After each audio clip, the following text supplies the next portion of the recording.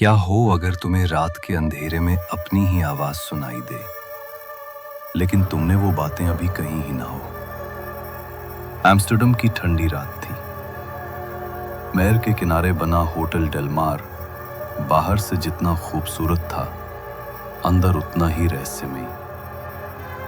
पुराना लकड़ी का ढांचा, लंबा गलियारा और एक कमरा, नंबर 313, जिसके बारे में स्टाफ ज्यादा बात नहीं करता था। उसी कमरे में उस रात पहुंचे थे डैनियल और उसकी पत्नी सोफिया, अपनी शादी की 5वीं सालगिरह मनाने। दोनों थोड़े थके हुए थे, पर एक दूसरे के साथ वक्त बिताने को लेकर उत्साहित भी। रिसेप्शनिस्ट ने चुपचाप चाबी दी और धीरे से कहा, रात को अगर कुछ आवाजें सुनो तो बस खिड़की बंद रख लेना। कमरे के अंदर हल्की पीली रोशनी थी। पुराना रिकॉर्ड प्लेयर कोने में रखा था और दीवारों पर धुंधली तस्वीरें, शायद पिछले मेहमानों की। सोफिया ने मुस्कुराते हुए कहा, यह जगह तो किसी फिल्म जैसी है। डैनियल ने हंसते हुए कहा, हां, लेकिन थोड़ी डरावनी भी। दोनों ने वाइन खोली, धीमी म्यूजिक चलाई और बाहर गिरती बारिश को देखते रहे। सब कुछ बिल्कुल सही लग रहा था, जब तक कि रात के करीब 2 बजे रिकॉर्ड प्लेयर अपने आप चलने नहीं लगा।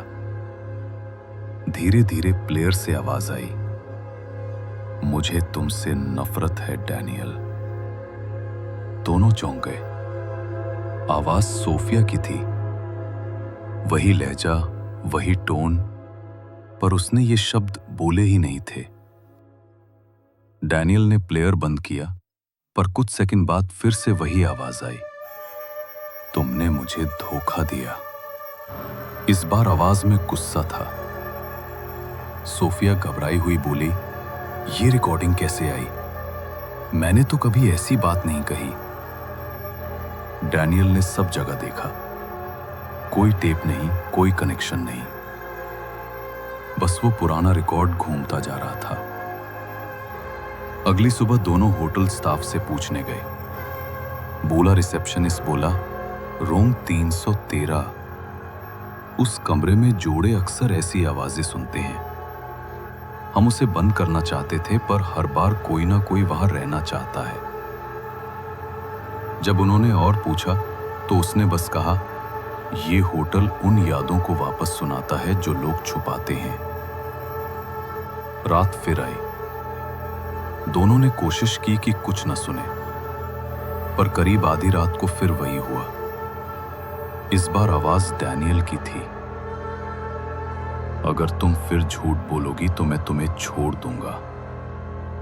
सोफिया ने डर से कांपते हुए कहा, मैंने तो ऐसा कुछ कहा या सुना ही नहीं। और तभी कमरे की खिड़की अपने आप खुल गई। बाहर ठंडी हवा के साथ हल्की सी सरसराहट अंदर आई, जैसे कोई फुसफुसा रहा हो, सच छिपता नहीं। अगले दिन उन्होंने होटल छोड़ने की कोशिश की, लेकिन बाहर सड़क पर गाड़ी नहीं मिली। रिसेप्शन पर वही आदमी बोला, आपने तो पहले ही चेकआउट कर लिया था। दोनों हैरान रह गए। हमने तो नहीं किया, सोफिया ने कहा, पर रजिस्टर में उनके नाम के सामने लिखा था, चेकआउट पिछले हफ्ते। डैनियल ने जल्दी से सोफिया का हाथ पकड़ा और कमरे की ओर भागा। दरवाजा खुला। अंदर रिकॉर्ड प्लेयर अब भी घूम रहा था और उसकी आवाज आई, हमारा आखिरी झगड़ा 27 अक्टूबर। डैनियल ने तारीख देखी। आज 27 अक्टूबर थी। रिकॉर्ड प्लेयर से उनकी ही आवाज आई, बस बहुत हुआ सोफिया, अब मैं जा रहा हूं। और अगले ही पल बिजली चली गई। अंधेरे में सोफिया ने चीख लगाई, डैनियल! पर कोई जवाब नहीं। कुछ पल बाद कमरे में सिर्फ वही थी और रिकॉर्डर पर अब उसकी आवाज चल रही थी, तुम कभी वापस नहीं आओगे। सुबह जब होटल स्टाफ कमरे में पहुंचा तो वहां सिर्फ टूटा हुआ रिकॉर्ड प्लेयर और खाली वाइन ग्लास पड़े थे। रिसेप्शनिस्ट ने धीरे से कहा, रूम 313 फिर सुनाने लगा किसी की कहानी। कहते हैं होटल डेलमार के कमरे अब भी रात में फुसफुसाते हैं। अगर तुम ध्यान से सुनो तो किसी झगड़ते जोड़े की धीमी आवाज सुनाई देती है।